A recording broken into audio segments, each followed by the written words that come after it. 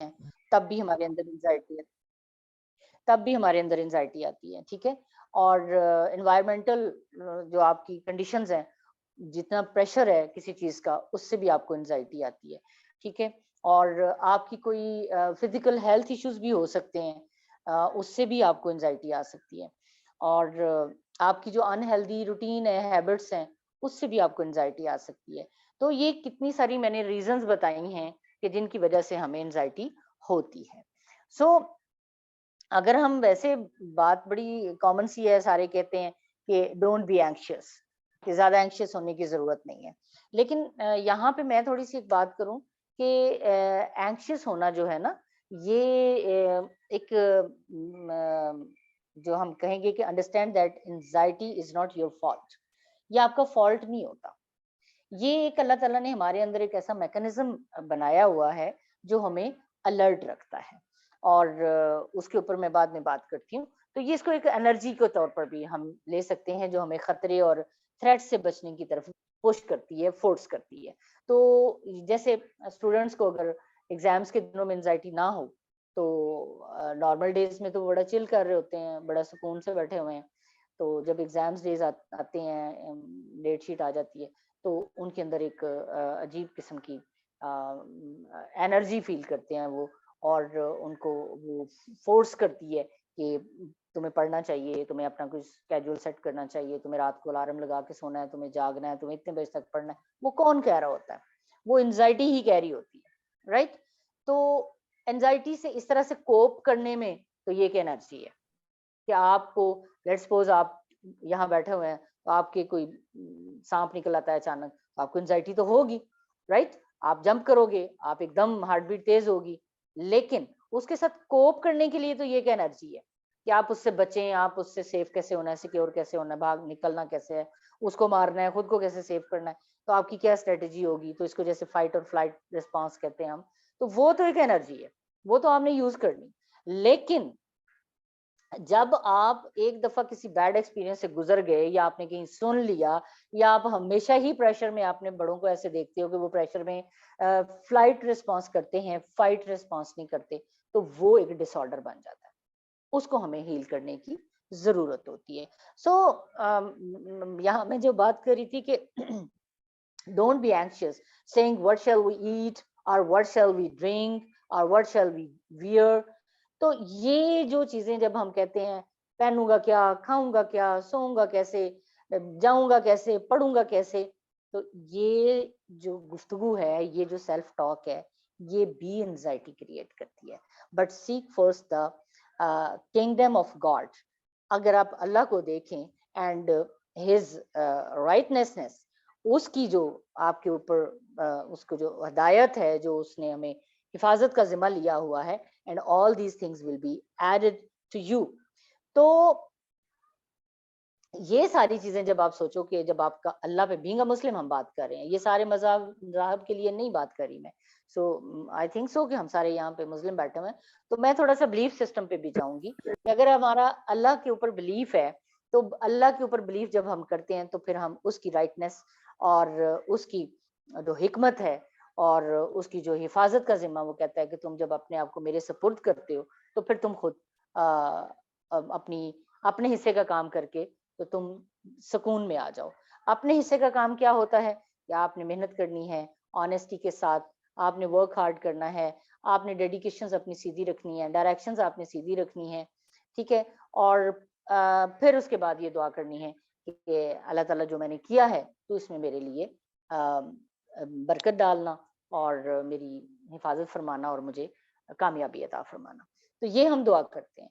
तो और दूसरी तरफ आम जो कॉमन एक प्रैक्टिस है अल्लाह पे तवक्कुल की, वो भी बड़ी एक, मुझे तो बड़ी लगती है, प्रॉब्लमैटिक लगती है कि लोग कहते हैं अपनी गलतियों से सीखने की बजाय, या अपनी हार्ड वर्क पे बिलीव करने की बजाय, वो कह देते हैं अगर फेलियर आ गया कोई लाइफ में, तो वो कह देते हैं अल्लाह को ऐसे ही मंजूर था।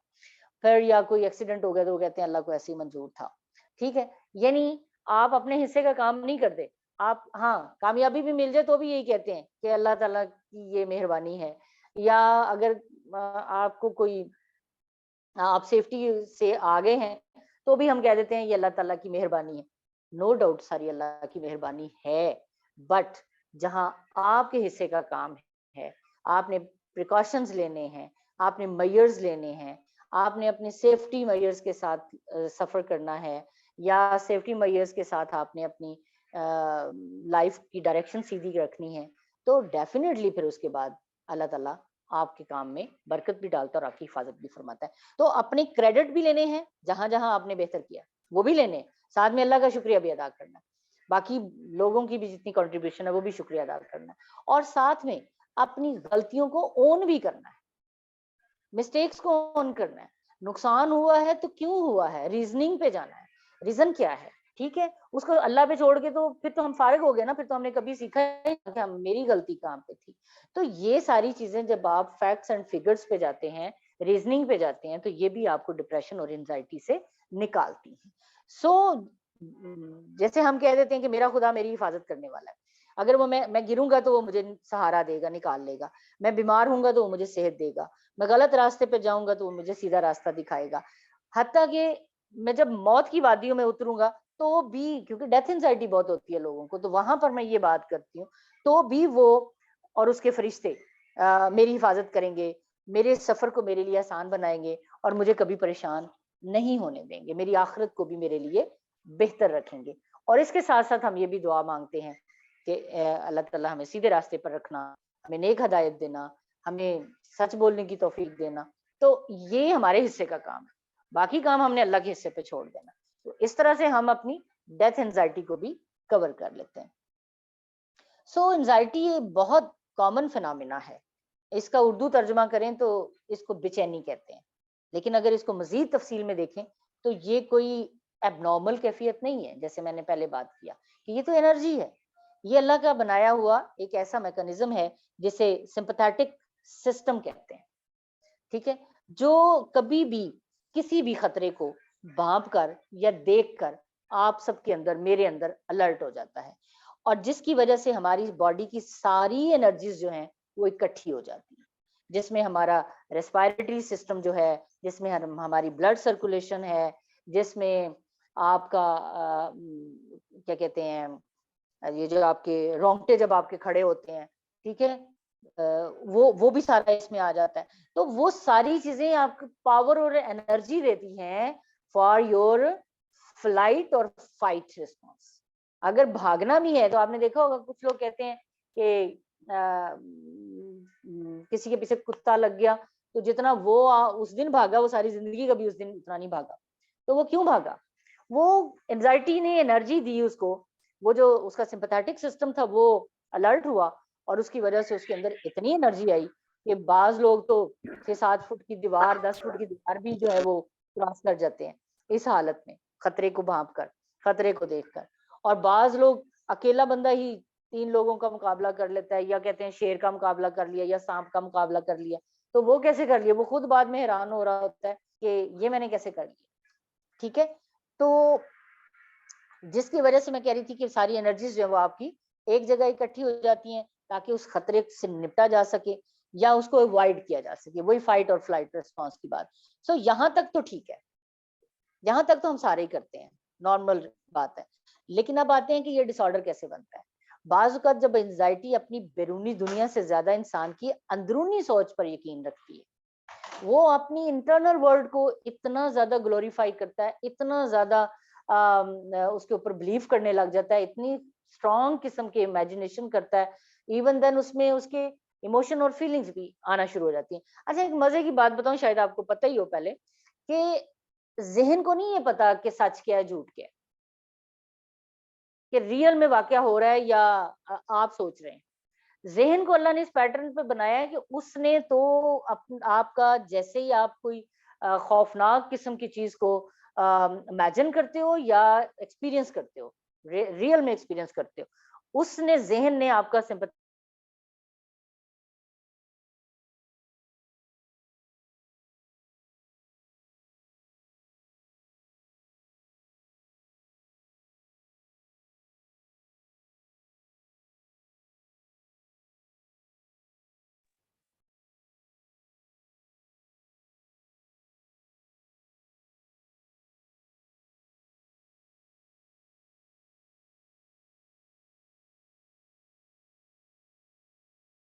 Excuse me, ma'am.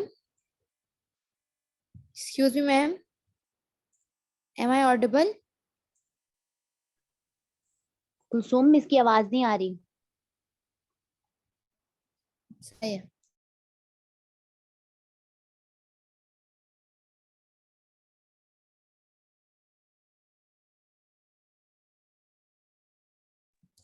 Think so ma'am का नेट इशू है और उनका डिस्कनेक्ट हो गया, अभी से वो ज्वाइन करेंगी। तो जब तक स्टूडेंट्स, ऐसा है कि आपके जो भी क्वेश्चंस हैं आपने चैट में लिख सकते हैं, लेकिन चैट में ना लिखें, अनम्यूट करके मैम से क्वेश्चनिंग कीजिएगा, ठीक है? तो आपकी जो भी एक्सपीरियंसेस हो आप वो भी शेयर कर सकते हैं जब तक मैम ज्वाइन कर लें।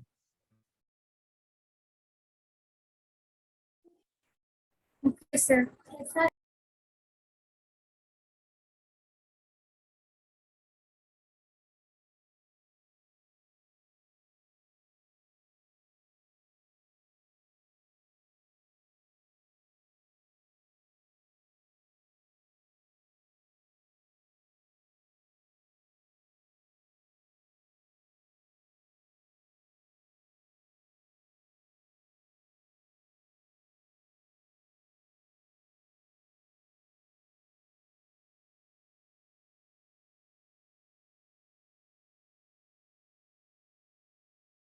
ये एंजाइटी जो है, और यूं एंजाइटी जो है ये एक डिसऑर्डर बन जाती है। अब इसकी अलामतें क्या हैं, ये बड़ा जरूरी है आप लोगों के लिए सुनना। मुसलसल जब ये कैफियत रहती है जो हमने ऊपर जिक्र किया है, तो इंसान जो है वो अवॉइडेंस पर चला जाता है। आपने देखा होगा बहुत सारे लोग वो कहते हैं नहीं मैं वहां जा ही नहीं सकता, मैं कर ही नहीं सकता, मेरे से होना ही नहीं। तो फिर वो खुद को, अपनी लाइफ को लिमिटाइज कर लेते हैं और एक एंजाइटी साइकिल में चले जाते हैं। यानी हर उस जगह, हर उस चीज, हर उस शख्स से वो दूर भागते हैं, अवॉइड करते हैं, स्केप करते हैं, जिसको वो फेस नहीं करना चाहते, या उनको लगता है कि मैं इसको फेस नहीं कर सकता। सो इस तरह से इंसान एंटी सोशल हो जाता है, और और यूं हर दफा के तजर्बे से उसकी एंजाइटी बढ़ती चली जाती है, और ज्यादा बढ़ती है, और आहिस्ता आहिस्ता ये एंजाइटी जो है ये पैनिक अटैक की सूरत इख्तियार कर जाती है। पैनिक अटैक आना स्टार्ट हो जाते हैं, जिसको हम घबराहट का दौरा उर्दू में कह सकते हैं। ठीक है, अब इसके जो असरात हैं वो कहाँ पर पड़ते हैं, इफेक्ट्स कहाँ पे आते हैं? आपका रिलेशनशिप खराब होता है, आपका प्रोफेशन खराब होता है, आपकी मेंटल और फिजिकल हेल्थ जो है वो खराब होती है, आपका रवैया जो है, बिहेवियर में प्रॉब्लम्स आ जाती हैं, आपकी नींद डिस्टर्ब होती है, आपको भूख कम या ज्यादा लगती है, आपका स्टमक अपसेट हो जाता है, या तो आपको गैस्ट्रिक इश्यूज होते हैं, या पेट में दर्द, मैदे में दर्द होता है, लूज मोशन हो सकते हैं, कॉन्स्टिपेशन हो सकती है। ठीक है, एलर्जीज हो सकती हैं, स्किन एलर्जीज हो सकती हैं, पिंपल्स निकलते हैं, दाने निकलते हैं, रैश होते हैं, इस किस्म की एलर्जीज होती हैं। और आपके फिजिकल सिम्टम्स में जो है वो आपकी मसल टेंशन होती है, स्टिफनेस होती है मसल्स की। ठीक है, आपको आपकी ब्लरी आईज हो जाती हैं, आपको आपकी आईसाइट पे फर्क पड़ सकता है, और आपका कलर जो है वो बड़ा डार्क होना शुरू हो जाता है एंजाइटी की वजह से। आपकी सांस बहुत तेज तेज चलना शुरू हो जाती है, आप सफोकेट होते हैं, आपको घुटन का एहसास होता है, अच्छी खासी खुली जगह बैठ के भी आप घुटन का एहसास होता है, आपकी हार्ट बीट बहुत तेज रहती है, आप स्वेट हो जाते हो बैठे बैठे। ठीक है, पेल हो जाते हो आप, शिवरिंग होती है, बॉडी शिवर करने लग जाती है। तो ये जो चीजें हैं, ये आपके असरात, इसके इम्पैक्ट इफेक्ट्स जो हैं वो आते हैं। अब इसके आ जाते हैं कि इसका फिर इलाज क्या होना चाहिए।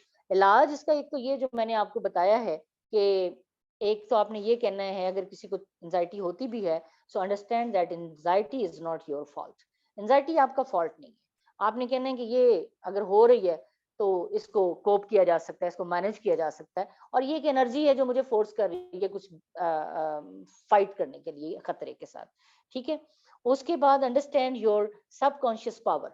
अपने सबकॉन्शियस पावर को अंडरस्टैंड करें, क्योंकि आपका लाशऊर जो है वो इंतहाई सजेस्टिबल होता है और ओपन होता है। वो जैसे हम इसको पंजाबी में कहते हैं बड़ा बीबा बच्चा होता है, वो ना नहीं करता। उसको अच्छी बात बताओ तो वो कहता है यस बॉस, उसको बुरी बात बताओ तो वो कहता है yes boss, I will be there. जो उसको आप कहते हो वो उसी तरह से उन चीजों को लेकर चलने के लिए तैयार हो जाता है। और आप उसको जब भरपूर तरीके से कंट्रोल कर सकते हैं तो क्यों ना उसमें पॉजिटिव चीजें ऐड अप की जाए। ठीक है, तो एक ये भी इसका तरीका है जो कोप करने की बात आपको बता रही हूँ। बाकी और भी बहुत सारी चीजें हैं जिसमें आप अपनी डेली रूटीन को अच्छा रखो, जर्नलिंग किया करो, लिखा करो अपने थॉट्स को ऑब्जर्वेशन में लेकर आया करो, ऑब्जर्व योर थॉट्स। और उसके अलावा आप एक्सरसाइज किया करें, आप अपनी कोई क्रिएटिविटी किया करो, क्रिएटिव काम करें, और डीप ब्रीदिंग लाजमी करें, मेडिटेशन लाजमी करें। इसके अलावा अगर कोई सीरियस इश्यूज हैं, आपसे नहीं कोप किया जा सकता पर्सनली, तो you definitely have to go for help with your clinical psychologist, उससे मशवरा करें। और बाज़ का तो ये होता है क्लिनिकल साइकोलॉजिस्ट से जब आप मशवरा करते हो तो इतनी स्वेयर सिम्टम्स होती हैं कि वो आपको थेरेपीज और काउंसलिंग सेशन से नहीं आप कर पा रहे होते, उसको हील नहीं कर पा रहे होते, रिकवर नहीं कर पा रहे होते, तो फिर डेफिनेटली क्लिनिकल साइकोलॉजिस्ट जो है वो आपको मशवरा देता है कि आप किसी साइकेट्रिस्ट के पास जाएं और फिर आपको मेडिसिन लेनी पड़ती हैं। ठीक है, तो ये इसकी कुछ चीजें थी जो मैंने आपको बताई हैं। एंजाइटी को सर पे सवार नहीं करना, रोजमर्रा सरगर्मियां अपनी जारी रखें, ओवर थिंकिंग को रोकें। Over thinking is the basic thing of all kind of anxiety, right. तो उसमें ये होता है कि आप कंट्रोलेबल फैक्टर्स और अनकंट्रोलेबल फैक्टर्स का फर्क समझें कि कंट्रोलेबल फैक्टर्स जो होते हैं वो हमारी जात से रिलेटेड होते हैं, हम उनके ऊपर जब फोकस करते हैं, उनके ऊपर काम करने की जब कोशिश करते हैं, तो हम एंजाइटी फ्री होते हैं। और जब अनकंट्रोलेबल फैक्टर्स को कंट्रोल करने की कोशिश करते हैं, it's like that others behavior, others reactions, weather condition, और आप टीचर का जो आपके साथ बिहेवियर है, एनवायरनमेंट को आप चेंज करना चाह रहे हो, फलानी चीज आप करना चाह रहे हो, तो वहां जब आप नहीं कर पाते हो, वो चीजें आपके अकॉर्डिंग नहीं चल रही होती हैं, सो देन आपको एंजाइटी होती है। यस,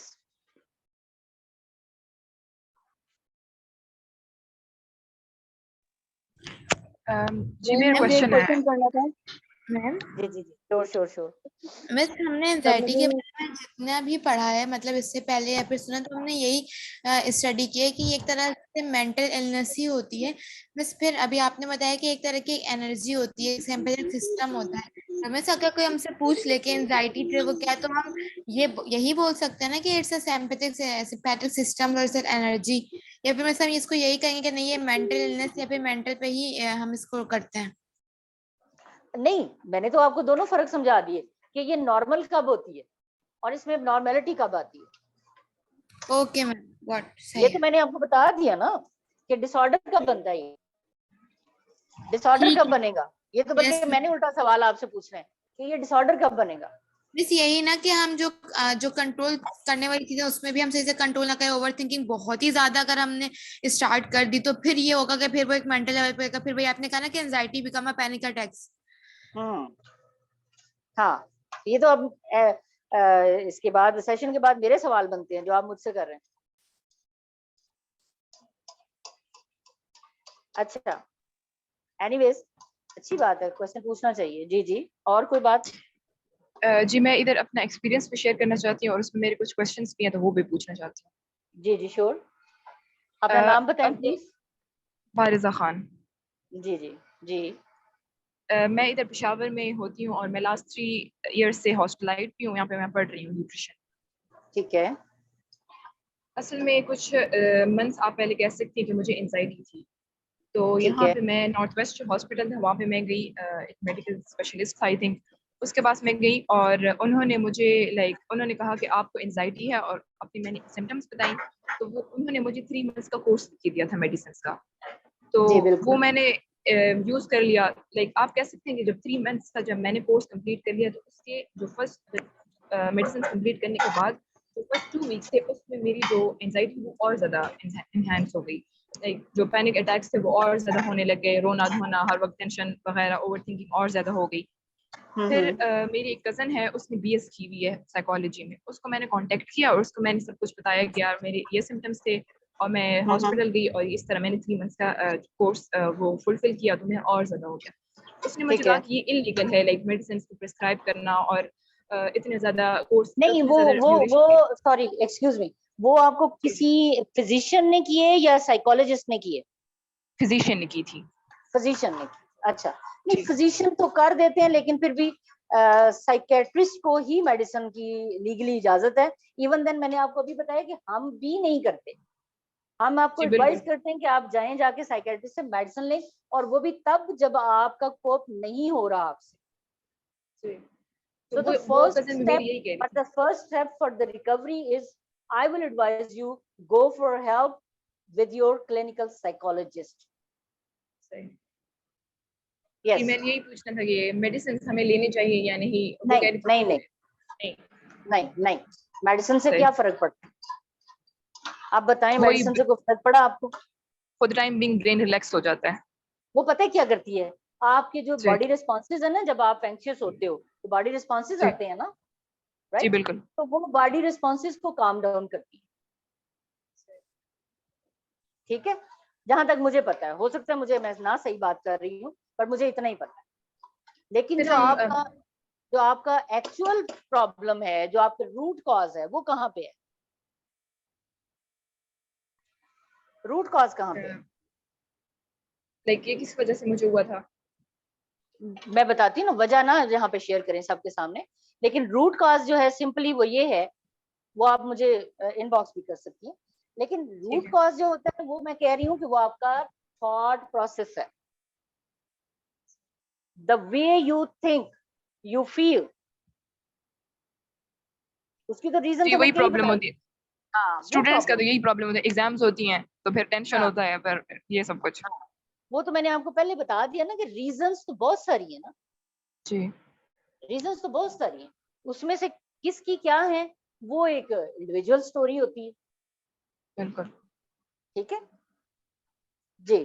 तो फिर हमें मेडिसिन को छोड़ के अगर हम नेचुरल फूड्स की तरफ जाइए, फिर ज्यादा बेटर ऑप्शन होगा। मैं तो माशाल्लाह से विदाउट मेडिसिन ट्रीट कर रही होती, मैंने तो नहीं कभी मेडिसिन दी। असल में वो मेरा इतना ज्यादा था कि मुझे सारे लोग कह रहे थे कि तुम मेडिसिन ना छोड़ो। जाहिर है, अब जी। देखिए ना, लोगों का और एक एक्सपर्ट का ओपिनियन डिफरेंट होगा कि नहीं होगा? जी। लोग तो सही अपनी तरफ से मशवरा दे रहे होते हैं ना, वो गलत थोड़ी कह रहे होते। लेकिन मेरा तो, मैं तो अपना पर्सनल एक्सपीरियंस शेयर कर रही हूँ ना, कि मैं मेडिसिन के बगैर ट्रीट करती हूँ, और मेडिसिन की हमें जरूरत बिल्कुल पड़ती है, उस वक्त पड़ती है जब ये क्रॉनिक हो जाता है आपका डिसऑर्डर, और उसमें भी मेडिसिन के साथ साथ हमने काउंसलिंग सेशंस और थेरेपीज लेनी होती है, अपने थॉट एरर्स को क्लियर करना, जिनकी वजह से हमें एंजाइटी होती और एंजाइटी राइट? में जिस तरह आपने कहा कि सफोकेशन होती है, इरेगुलर हार्ट बीट होती है, इसकी क्या रीजन होती है? बताया ना वो आपको कि आपकी सारी एनर्जीज एक जगह इकट्ठी हो जाती है, जिसमें रेस्पिरेटरी सिस्टम है आपका, ब्लड सर्कुलेशन है, हार्ट पंपिंग है, वो सब स्टार्ट हो जाता है।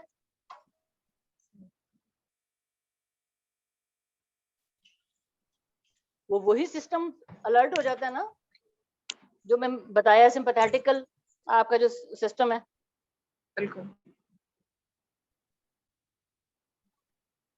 वही होगा ना। जी, जी, समझ गए। तभी आपके ये सिम्टम्स आते हैं ना, विजिबल सिम्टम्स यही होते हैं, जी। बट इंटरनली कुछ और चल रहा होता है।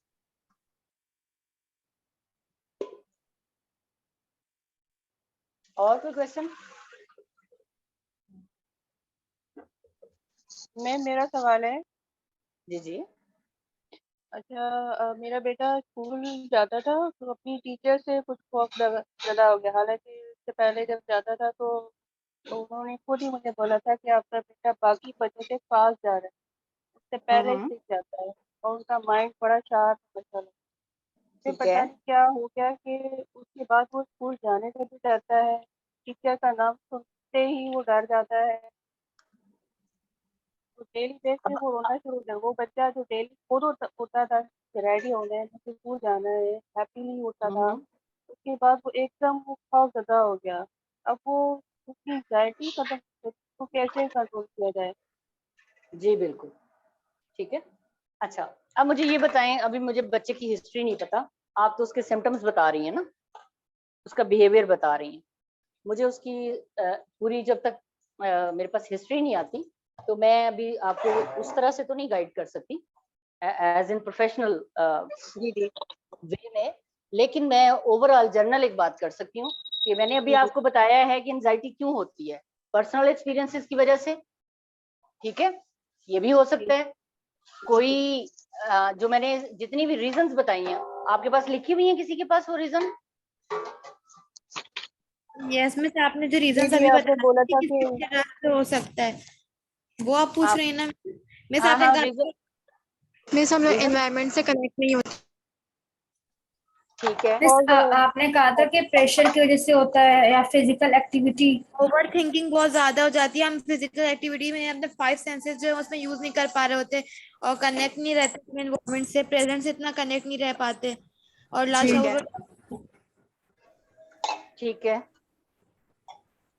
सो और आपने ये भी बताया था ये जो कि हमें ये सोचते हैं कि पता नहीं क्या होगा, ऐसा होगा कि भी नहीं होगा, कि शायद अज्यूम वो कर रहे बात होते हैं हो ना, जाए। हाँ हाँ अज्यूम करते हैं, हाँ हाँ ठीक है।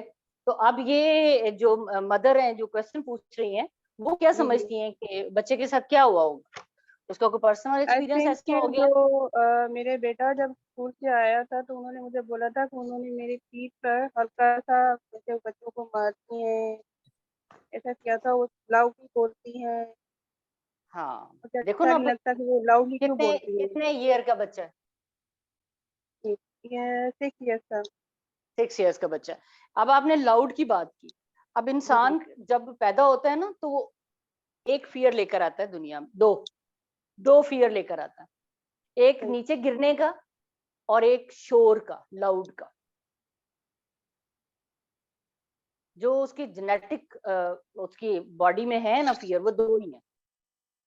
उससे अगले फियर जो है वो हम खुद इंजेक्ट करते हैं बच्चों के अंदर, छिपकली का डर, अंधेरे का डर, फलां का डर, धमकान का डर, वो हम डालते हैं। बच्चा दो ही फियर के साथ पैदा होता है।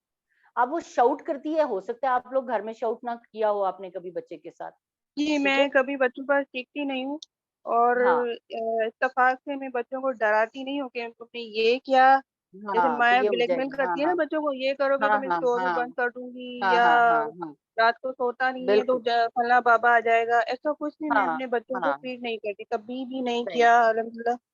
और हाँ। जो तो अब नेगेटिविटी बच्चों वो, के अंदर आती है ना, खौफ वाली बातें, हाँ तो हाँ मैंने कभी भी बिल्कुल अपने बिल्कुल, बच्चों के साथ वही नहीं मैंने किया। कहा ना, वही मैंने कहा ना, वो तो हम इंजेक्ट करते हैं ना फियर्स, बच्चे के सही। पास तो नहीं होते, वो अपने एनवायरनमेंट से लेता है, वो मैं देती हूँ जो आप देते हैं। अच्छा, अब वो टीचर ने जो शाउट कर दिया तो बच्चे ने, तो बच्चे को तो अंदाजा ही नहीं होगा कि ये शाउट करना भी कोई चीज होती है, वो डर गया उसकी आवाज से, सही। पता नहीं वो किस तरह चीखी है, कैसे चीखी है, उसकी हार्ट बीट तेज हुई होगी। छोटा बच्चा ये एक्सप्रेस तो बिल्कुल नहीं कर सही। पाएगा, सही। एक्सप्रेस तो नहीं कर पाएगा, राइट? तो वो एक सही। छोटे से ट्रॉमे से गुजरा है। अब आप सही। अगर उसकी एंजाइटी को यहाँ पे फिक्स नहीं करेंगी तो उसकी ये एंजाइटी बार बार जब वो एक्सपीरियंस करता है, स्कूल जाता है, टीचर से मिलता है, तो अभी मैंने बताया कि जब हम फिर बार बार एक्सपीरियंस करते हैं तो हमारी एंजाइटी अगली दफा से ज्यादा हुई होती सही। Sorry to ma'am, ma'am actually meeting का टाइम बस एंड होने लगा है, सो वी है। हैव ठीक टू है, एंड दिस सेशन एंड ठीक है thank you so much ma'am, that was really very informative session, you explained everything in a well way and we hope you will join us for more session as well. जी, sure. Thank you ma'am. Thank आप you लोग Thank you भी ma'am. ma'am. अपने thank you so feedback से मुझे much जरूर, informative session, जी thank जी, यू सो मच। अपने फीडबैक से मुझे जरूर आगाह कीजिएगा ताकि मैं अपनी कमियों के ऊपर गौर करूं और अपने सेशंस को मजीद बेहतर कर सकूं। Sure ma'am, inshallah. Sure. Okay then, take care everybody, Okay, अल्लाह ma'am. हाफिज। Thank you ma'am. जज़ाकल्लाह। Allah Hafiz.